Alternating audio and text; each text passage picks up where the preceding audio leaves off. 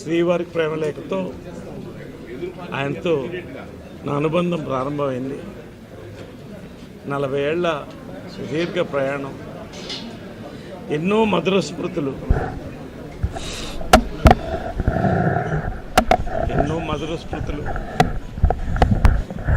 నాకు మానసికంగా 4 స్తంభాలను భావించేవాడిని.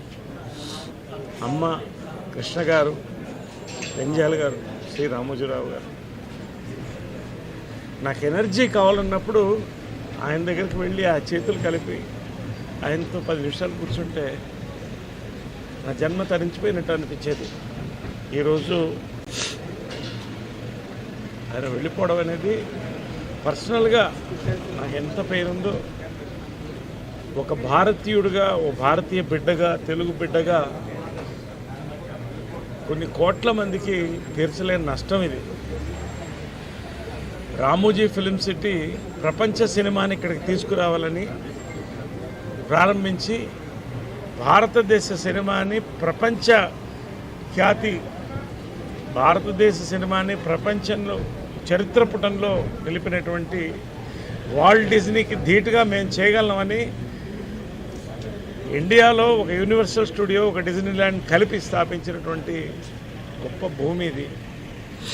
ప్రతి తెలుగువాడు ప్రియా పచ్చళ్లతో ప్రపంచం అంతా ఎక్కడైనా కూడా సంతృప్తిగా తిని ఎక్కడన్నా బతకలిగినటువంటి ఒక మంచి రుచిని కల్పించారు. వార్తల యొక్క ముఖ్యత్వం ఈనాడు ద్వారా, ఈనాడు టెలివిజన్ ద్వారా ప్రపంచం నలుమూలకు తీసుకెళ్లారు.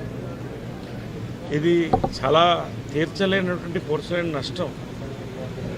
ఆయన ఆత్మ శాంతించాలని ఈ కాంపౌండ్ బిడ్డగా ఎప్పుడు నేను భావిస్తాను. ఎప్పుడు ఈ కుటుంబం ఎప్పుడు కూడా వాళ్ళకి నేను నా యొక్క ప్రగాఢ సానుభూతి తెలుపుకుంటూ ఎప్పుడు వాళ్ళు బాగుండాలి. వేల మందికి భోజనాలు పెడుతున్నారు, లక్షల మందికి. వీళ్ళు సంతోషంగా ఎప్పుడు రానున్న రోజుల్లో ఈ యొక్క లెగసీ కొనసాగలుగుతారు. Thank you. ఫిష్ ఉంటుంది ఎప్పుడు, వి నీడ్ మోర్ అనేది మన ఇండస్ట్రీకి అంత చేసినారు ఆయన. ఇంకా చేస్తారేమో అనే హోప్లో ఉన్నాము. కానీ మన ఇండస్ట్రీని ఒక రెస్పెక్టబుల్ ప్లేస్గా చేశారు.